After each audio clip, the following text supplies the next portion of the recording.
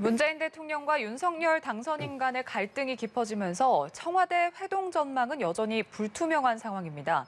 이런 가운데 북한의 ICBM 발사로 안보 문제가 대두되면서 대통령 집무실 이전 논의에 미칠 영향에도 관심이 쏠리고 있는데요. 관련 내용과 함께 정치권 주요 이슈들 짚어보겠습니다. 최진 대통령 리더십 연구원장 나오셨습니다. 어서 오십시오. 네, 안녕하십니까. 네, 안녕하십니까. 자, 먼저 어제 문재인 대통령의 발언을 보면요. 네.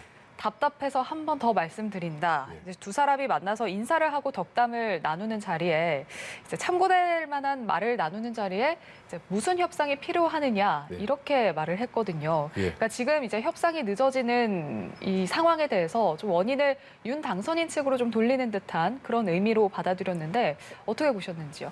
그러니까 협상하는데 협상하기에 나오는 중요한 단어 중 하나가 상호 입장 차이라는 게 있습니다. 지금 문재인 대통령하고 윤 당선자 두 사람의 입장은 서로 매우 다릅니다. 문재인 대통령 입장에서는 퇴임하는 마당에 덕담을 나누면서 아름답게 서로 악수하는 모습, 이게 이제 중요한 목적이고 입장이지만 윤 당선자는 새로 국정 운영을 시작하는 입장에서는 뭔가 성과를 내야 됩니다.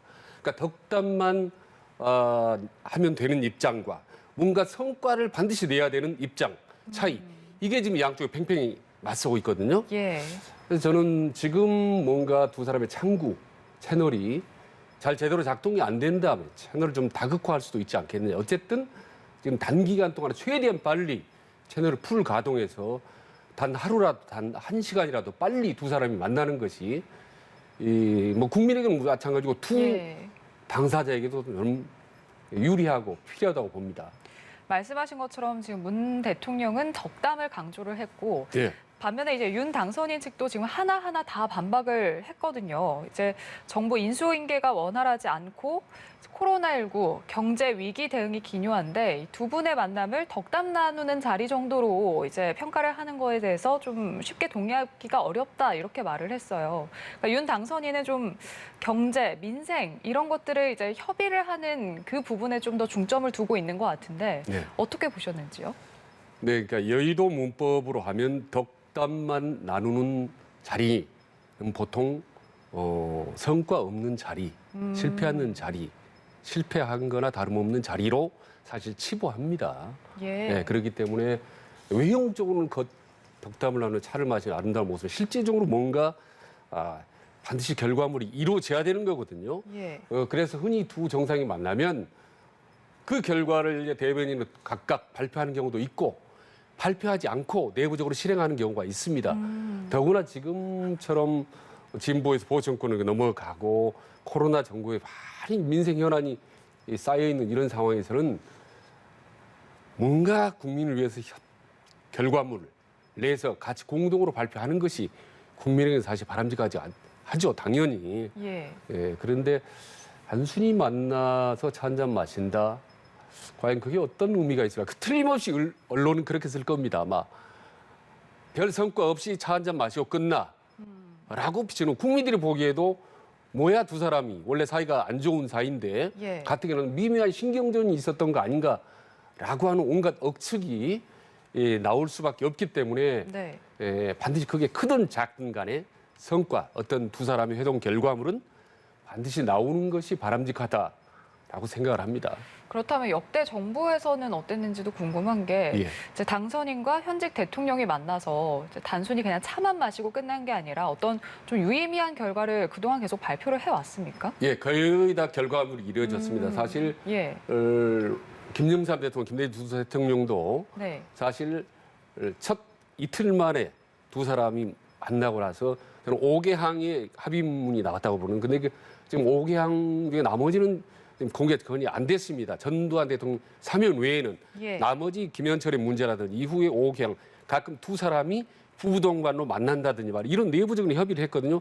실제로 인수위 기간 2달 동안에 8번을 만났습니다. 그리고 나머지 이명박 박근혜 대통령 내부적으로 인사에 관련된 여기까지만 하고 더 있기만 하자. 일정한 내부 협의가 이루어집니다.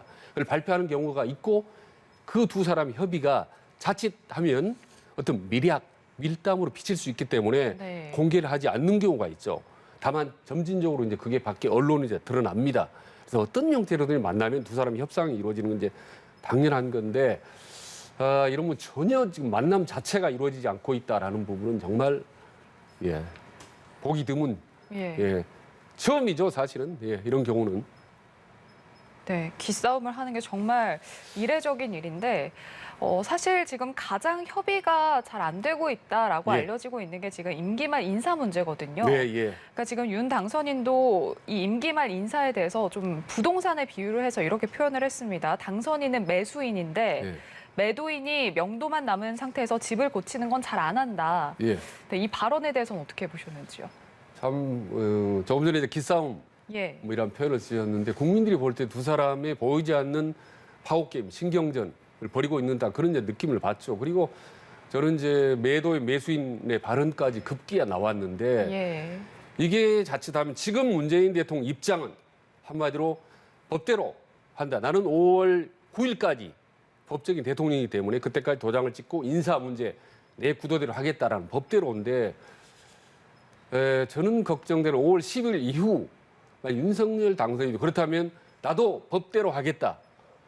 모든 면에 있어서 정치적인 게 아니라 법대로 풀겠다라고 하면 그야말로 그건 강대강으로 가는 거거든요. 그래서 인사 문제도 문재인 대통령의 발언이 총론적으로 원론적으로는 맞습니다. 5월 9일까지는 당연히 하는 거죠. 도장을 찍고 인사를 하는 건데. 다만 정치적으로 볼 때 지금 2달도 채 남지 않았는데 3년, 4년 임기에 중요한 자리를 인사를 한다. 그건 좀 적절치 않고 더구나 지금 낙하산이나 보훈 인사로 오해받을 수 있는 그런 인사들을 막판 이렇게 서둘러서 한다. 이건 어느 당선인도 그는 넘어가기 힘든 문제. 그래서 과거 모든 대통령과 당선인들이 이 인사 문제로 철학에 서로 밀고 당기기로 했었습니다. 이 부분이 적절하게 타협이 되느냐, 협상이 되느냐 마느냐에 따라서 두 사람, 그리고 나아가서 신구 갈등, 권력 전체의 갈등 국면으로 확산이 되느냐, 아니면 이 선에서 마무리가 수습이 되느냐, 중요한 갈림길이죠. 인사 문제 정말 미묘합니다. 알겠습니다. 자, 그리고 문재인 대통령이 이런 발언도 했습니다. 다른 이들의 말을 듣지 말고 윤 당선인이 직접 판단을 하라. 여기서 이제 다른 이들이 누군지에 대해서도 참 궁금한데 지금 뭐 실무 협상자인 뭐 장제원 비서실장 또는 이제 최근에 좀 강경 발언을 내놨던 이제 발언 수위가 좀 높았던 권성동 의원. 그러니까 진짜 이른바 지금 윤 핵관을 겨냥한 말이 아니냐 이런 해석도 있거든요. 그러니까 이게 자칫하면 윤 당선자가 정치 경험이 없기 때문에 주변에 노련한 윤핵관들의 인해 장막에 둘러싸인 게 있는 게 아니냐라는 거 충분히 오해할 수 있는 그런 발언을 하신 거거든요. 왜 이 시점에 그렇게 당선인과 핵심 참모들 전체를 자극할 수 있는 그런 미묘한 발언을 하셨는지 상당히 이해가 좀 안 됩니다. 그리고 원래 일단 대통령이 당선인이 되면 자기가 직접 판단하거나 자기가 생각하는 거 말하면 안 됩니다. 참모들의 의견을 수렴해야 되는 거죠.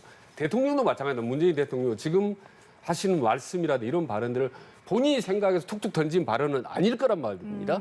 참모들의 의견을 들어서 그 수렴해서 하는 건데 공개적으로 직접 문재인 대통령께서 저런 발언을 하는 것이 과연 이 상황을 해결하는데 어떤 도움이 될까 상당히 좀 저는 걱정스러운 발언입니다, 솔직히. 알겠습니다.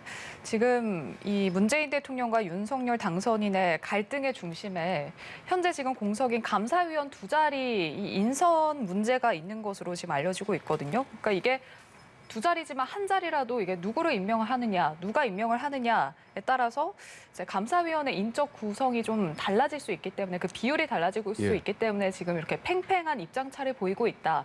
이런 시각도 있는데 여기에 대해서는 어떻게 보시는지? 그게 바로 신구 권력 인사 갈등의 핵심이라고 봅니다, 저는. 인사위원, 감사위원이도 감사위원회가 이게 핵심이라고 보는데 이게 언론에 알려져 있지는 않지만 아주 미묘한 게 뭐냐면요. 새로운 권력이 들어서면 일제히 모든 공공기관에서 감사가 나갑니다. 감사원에서. 그래서 문제가 있으면은 거기에 대해서 그만두게 되고 또 그게 자칫하면 과도하면 또 정치 보복으로 비칠 수도 있고 어쨌든 권력을 쇄신하고 새로 국정 운영을 새롭게 출발하는데 감사원이 일제히 소리 없이 쫙 활동 개시하게 됩니다.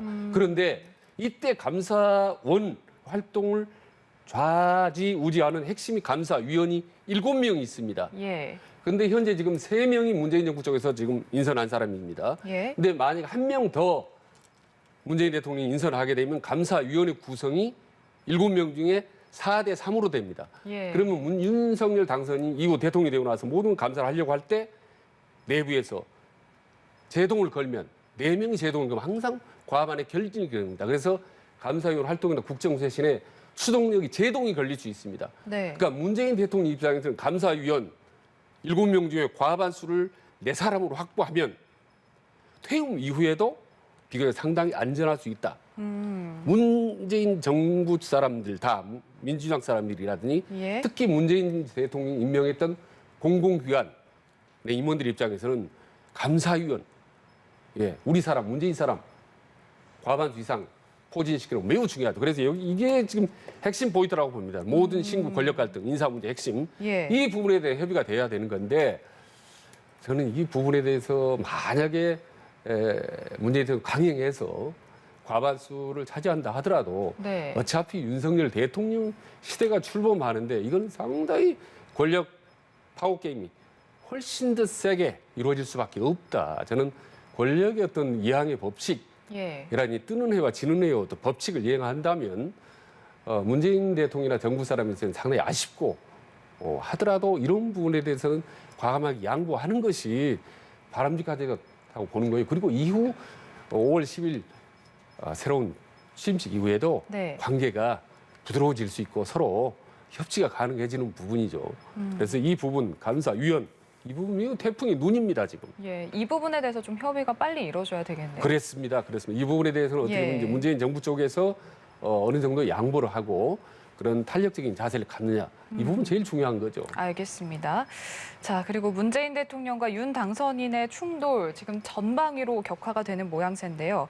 박범계 법무부 장관이 이제 수사지휘권 폐지, 이제 윤 당선인의 사법 공약에 대해서 좀 공개적으로 반대 입장을 밝혔습니다. 그리고 인수위가 법무부 업무 보고를 거부하는 사태까지 발생을 했는데 이 사안은 지금 어떻게 보고 계세요? 아주 보기 드문 안 좋은 모양이죠. 법무부 장관이 인수위 보고 하루 전날 새로운 정권의 정책, 법무 정책 정면으로 이제 반대한 거 아니겠습니까? 말하자면 법무부 장관의 어떤 검찰의 지휘권이 문재인 정부 때 계속 문제가 됐었습니다. 과거에는 한 번도 문제가 된 적이 없었지만은 문재인 정권에서 추미애 장관이 3번 발동을 했고 법무부 장관은 지금 박범계 장관 1번, 그러니까 4번이죠. 과거 어느 정부보다 가장 많은 검찰 지휘권을 법무부장을 발동을 해서 이게 자꾸 권력의 어떤 문제점으로 어떤 그 대통령이나 혹은 청와대라든지 이런 사람들이 검찰을 장악하려고 한다라는 건 불필요한 의혹을 자아냈는데 이 부분은 이제 과감하게 없애겠다라고 이제 얘기를 한 건데요. 윤석열 당선자에. 근데 이 정책에 대해서 정면으로 이제 반기를 든 거 아니겠습니까? 근데 박범계 장관이 법무부 장관이지만 아시다시피 민주당 3선 현역 국회의원입니다.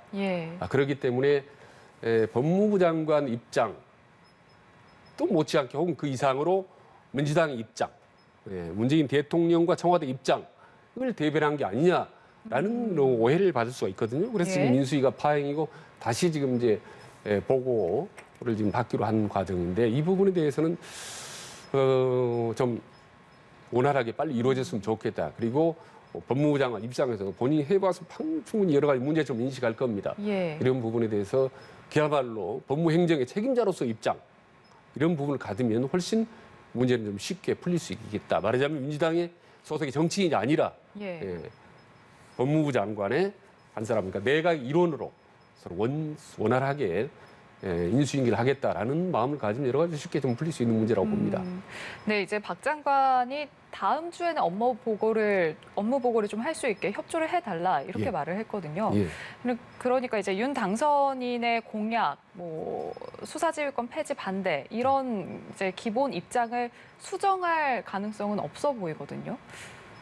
어떻게 보시는지요? 그런데 어쨌든 현 정권에서 임명된 박범계 장관 입장에서 본인의 입장, 청와대 입장 강하게 공개적으로 천명을 했으니까 나머지 판단, 그 결정 이 모든 것은 윤석열 당선인 인수위에 달렸습니다. 이후의 문제는. 그렇기 때문에 인수위는 인수위 구도대로 그대로 실행해 나갈 거라고 봅니다. 네, 알겠습니다. 자, 한편 이렇게 신구 권력 갈등이 계속되는 가운데 북한이 어제 동해상으로 ICBM 미사일을 발사를 했습니다. 자, 이번 도발이 집무실 이전에 어떤 영향을 줄지도 궁금한데 어떻게 예상하시는지요?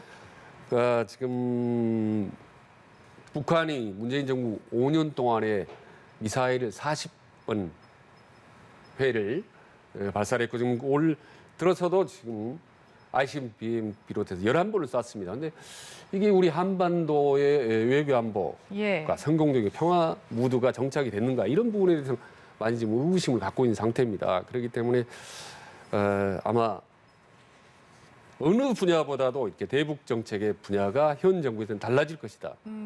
특히 지금 아까 박범계 법무장관의 갈등이 있었지만 아마 이쪽 외교 안보 쪽의 정권 이양 이 부분이 훨씬 심각하고 문제 있게 좀 이루어질 가능성이 높습니다. 많이 변할 때 이 부분에 대해서 문재인 대통령 어떤 입장을 취할지 이게 남은 퇴임 직전까지 상당히 남아있는 문제입니다. 계속 문재인 대통령이 지금 평화 제일주의 우선 택할지 아니면 지금 남아있는 한 20일 동안에도 윤석열 대변인이 과감하게 대북 정책 강경 노선을 발휘할지 이 부분이 이제 상당히 또 다른 두 신구 권력 간의 갈등의 포인트죠. 당장 아마 오늘 일 사이로 지금 윤석열 당선인 시진핑 주석하고 통화를 하는데 어떤 통화 내용이 올지도 주고받을지 상당히 좀 주목됩니다. 그 부분과 관련해서 지금 취임 전부터 외교 안보 역량이 시험대에 올랐다 이런 지금 의견이 나오고 있는데 앞서 당선인이 선거 기간 중에 이제 뭐 사드 추가 배치나 산불 정책 폐기, 그러니까 좀 중국을 좀 다소 자극하는 그런 공약들을 내놨었잖아요. 그래서 이번 이제 시진핑 주석과의 조금 후에 이제 통화를 할 텐데 과연 중국 측의 협조를 얼마나 이끌어낼 수 있겠느냐, 이것도 참 궁금하더라고요. 일단 한미 동맹이 훨씬 더 강화될 것이라는 거는 뭐 충분히 예상할 수 있는 거고 그럴 수 있습니다만 한중 관계가 과연 지금보다 더 악화된다면 안 되는 거죠. 그래서 사드 배치라는 아주 민감한 발언을 경선 때 윤석열 당선자가 그때는 후보 시절에 해서 많은 이제 논란이 불러일으켰습니다만은 이제는 당선인이 됐기 때문에 대통령 당선이 됐기 때문에 저는 이런 발언의 수위라든지 강도라든지 이런 부분을 조절해야 된다고 봅니다. 또 그럴 거라고 봅니다. 후보 시절에 강력하게 얘기했던 대북관 이런 부분이 상당히 좀 탄력적이어서 강한 안보 제일주의 못지않게 평화주의 이런 절충하는 방향으로 저는 갈 거라고 보고요. 그리고 지금 벌써 당선인이 시진핑 국가주석하고 이 미묘한 시기에 통화를 한다라는 자체가 사실 외교안보 권력, 대한민국 권력이 사실은 윤석열 쪽으로 가고 있다라는 상징적인 사건 중에 하나거든요. 특히 대북 정책 모두 키도 앞으로 윤석열 당선인이 쥐고 있다. 싫든 좋든 오르든 그러든 간에 모든 건 윤석열 당선인이 쥐고 있기 때문에 지금 현 정부 문재인 정부나 민주당 입장에서는 적절한 견제와 어떤 협력 이런 부분이 필요하다고. 이게 전면적으로 민주당이라든지 문재인 정부에 반대하면 또 다른 외교 안보에 있어서 국론이 분열될 수도 있거든요. 그렇기 때문에 초반은 이제 새로운 보수 정권이 들어섰기 때문에 배수 정권의 보수 정권의 대북 정책 우리가 상당히 좀 관심 깊게 지켜보면서 보수 정권이 지금 대북 정책이 가진 장점이 잘 발휘될 수 있도록 국가 안보 정책이 좀 발휘될 수 있도록 우리가 좀 성원해 주는 게 필요하지 않나 싶습니다. 알겠습니다. 자, 민주당 이야기도 해볼게요. 어제 원내대표를 선출을 했는데 이제 앞으로 윤 정부에서 좀 거대 야당을 이끌 굉장히 중요한 역할을 해야 하는 자리입니다. 자, 이재명계 대 이낙연계 이제 개파 대리전으로 불렸는데 자, 이재명계 박홍근 의원이 선출이 됐습니다. 앞으로 이 당내에서 이제 주류 세력에도 어느 정도 영향을 줄 것 같거든요. 어떻게 보시는지요? 전 내심이자 설마 했는데 박홍근 의원이 됐네요. 이재명이. 그러면 어떻게 됩니까? 방금 앵커께서 말씀하신 대로 친문 비대위원장 윤호중, 그다음에 친명 원내대표 박홍근 이런 묘한 불황한 불편한 동거 체제가 됐거든요. 그래서 과연 이 친명 친문 두 계파의 수장들이 원활하게 협력을 해나가면 그야말로 쌍두와처로도 상당히 시너지 효과가 날 수 있겠지만 계속 갈등을 빚고 의견 대립이 온다. 특히 이재명 후보의 복귀 여부를 놓고 서로 의견이 충돌한다.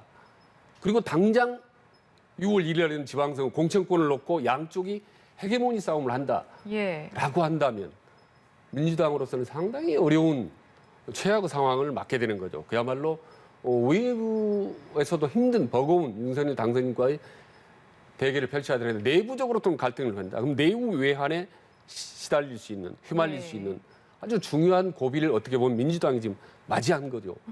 그래서 저는 친명, 친문 두 지도부의 케미, 콤비 과연 잘 이루어질지는 상당히 좀 주의 깊게 저는 좀 지켜볼 생각입니다. 알겠습니다.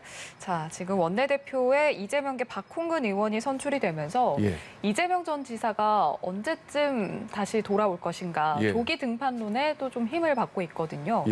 향후 행보 어떻게 예상하시는지요? 그러니까 저는 이거 민주당 지지자나 당원들에게 이제 물어보고 싶은 게 지금 대통령 선거 3월 9일 날 있었고 지금 불과 20일 한 달도 채 안 됐는데 이재명 후보가 전면에 등장한다. 그리고 2달 만에 6월 1일 날 지방선거 전면에 등장해서 진두지휘한다. 그러면 대선에 2라운드로 가게 되면 과연 이게 민주당이 유리할까? 국민들 특히 중요한 건 중도층인데 중도층이 과연 어느 수적의 선택을 할까? 어쨌든 미운하거나 윤석열 당선이 됐기 때문에 밀어주자. 어떻게 하는가 좀 보자. 당분간은 좀 성원해주자라는 것이 중도층의 보통 일반적 과거의 속성이었는데 그런 점에서 저는 이재명 후보의 조기 등판 부담이 너무나 많다. 다만 그대로 손 놓고 뒷짐지고 있지만 않을 것이다. 그래서 지방선거 때 나름대로 선별적으로 미묘한 정책 역할을 하면서 올해 있는 8월 전당대회 때 당대표로 갈 가능성이 있다. 과거에 김대중 대통령이 그랬습니다. 지방선거 때 필요한 지역과 사람을 돌면서 지원 유세를 하면서 정계 복귀 수순을 밟았거든요. 그래서 이번에도 그런 수순을 밟지 않을까. 만약에 지방선거 전면적으로 등장했다가 지방선거가 패배할 경우 민주당 그러면은 이재명 지사가 너무 회복 불능한 그런 타격을 받을 수 있기 때문에 신중하게 스텝 바이 스텝으로 할 거라고 봅니다. 그리고 알겠습니다. 또 그게 민주당이나 이재명 후보를 위해서 저는 바람직하다고 봅니다. 그리고 그게 나아가서 윤석열 당정인 그리고 나아가서 국민 전체를 위해서도 저는 그게 바람직합니다. 혈투를 벌였던 두 당사자는 잠깐 좀 텀을 가져주는 것이 국민들이 볼 때는 좀 심리적인 안정감을 가질 수 있다. 그리고 국론의 통합 과정에서도 좀 그게 바람직하다라고 생각을 합니다. 알겠습니다. 자, 그리고 마지막으로 박근혜 전 대통령이 어제 퇴원을 했습니다. 박 전 대통령의 향후 행보 그리고 이제 앞으로 지금의 야권 권력 구도에 어떤 영향을 미칠지도 궁금합니다. 저는 어제 박근혜 대통령 달서에서 대국민 메시지 발표하는 것 장면을 봤는데요. 저는 개인적으로 거의 85점 이상 90점 가까이 높은 점수를 주고 싶습니다. 왜냐하면 저는 거의 정치적 발언을 하지 않고 5년 동안 생활해진 사람에게 감사한다. 그리고 의료진들에게도 각지에서 감사할 발신을 표하고 그리고 본인 한쪽에 쭉 과거에 지지했던 김기춘이라든지 그다음 최경환의 핵심 측근들이 있었습니다. 악수하지 않고 그냥 바로 들어갔습니다. 그리고 소주병이 바로 10m 전방에 날라왔지만 바로 미동도 하지 않고 미소 때문에 했던 모습이 그 옛날 좀 안정적이었던 좋았던 시절의 박근혜 대통령 모습을 보는까지 마음이 참 좋았습니다. 그런데 이후에 지방선거로 만약에 정치적인 메시지를 가거나 정치적 행보를 가할 경우 저는 절대 그 박근혜 대통령의 당선이나 그 누구에 도움이 되지 않는다고 봅니다. 만약에 지금 대구시장 선거에 자꾸 얘기가 나오지 않습니까? 이런저런 얘기. 지금 박근혜 대통령 오랫동안 보좌했던 유영하 변호사 출마 설도 나오고 박근혜 대통령이 도울 수도 있지 않겠냐라는 추측도 나오는 건데 저는 절대로 그게 바람직하지 않다고 봅니다. 박근혜 대통령 정치적 행보를 하는 순간 대구 경북에서는 영향력을 발휘할지 모르겠지만 다른 외적인 지역, 호남, 나아가서 수도권, 충청도 모든 전 지역에서 저는 역풍이 불 가능성이 높다고 보는 거고 박근혜 대통령에 대한 애틋한 마음, 동정심, 이 호의적인 따뜻한 마음이 빠르게 식어버릴 가능성이 높다. 그리고 윤석열 당선인, 그때는 대통령이 되겠지만 매우 난처한 입장 처하게 되어서 박근혜 대통령에 대해서 상당히 뭔가 거리두기나 또 다른 권력의 갈등 문제가 생길 수 있다라고 봅니다. 그래서 결론적으로 알겠습니다. 보수 통합도 좋고 정치적인 뭐 대구의 어떤 영향력도 좋지만 국민 통합이라든지 그리고 어떤 새로운 정부 그리고 국민들의 어떤 전반적인 모든 정치 발전을 위해서도 저는 박근혜 대통령이 정치적 행보는 지금처럼 딱 오늘까지처럼 정말 최소화하고 조용하게 자연으로 살아나가는 것이 좀 바람직하다. 근데 지금 보니까 상당히 좀 미소라든 외모라 보니까 상당히 좀 편안해 보이는 것 같은데 지금처럼 조용하게 보내면 저는 그런 생각이 듭니다. 좀 이런 생각일지 모르겠지만 어느 순간 예를 들면 다음 이전쯤 지나서 총선 때 본인 의사와는 무관하게 정치적 영향력을 발휘할 수도 있겠다. 충분히. 말 한마디, 행동 한마디, 한국의 관계 자체가 상당히 영향력을 발휘할 수도 있겠다라는 저는 생각을 합니다. 그러나 지금 당장 정책 행보, 메시지, 지방선거 때 뭔가 역할, 정치적인 역할, 이건 절대 노. 본인과 청와대와 통합과 모든 것을 위해서 바람직하지 않다라고 생각을 하고요. 알겠습니다. 저는 오늘까지의 발언을 볼 때 저는 박근혜 전 대통령이 5년 동안 많은 생각을 했을 겁니다. 고민 속에. 그래서 저는 그런 슬기로운 행보를 하지 않을까. 그렇게 하리라고 저는 기대를 합니다. 알겠습니다. 최재인 대통령 리더십 연구원장과 함께했습니다. 오늘 말씀 고맙습니다. 예, 고맙습니다.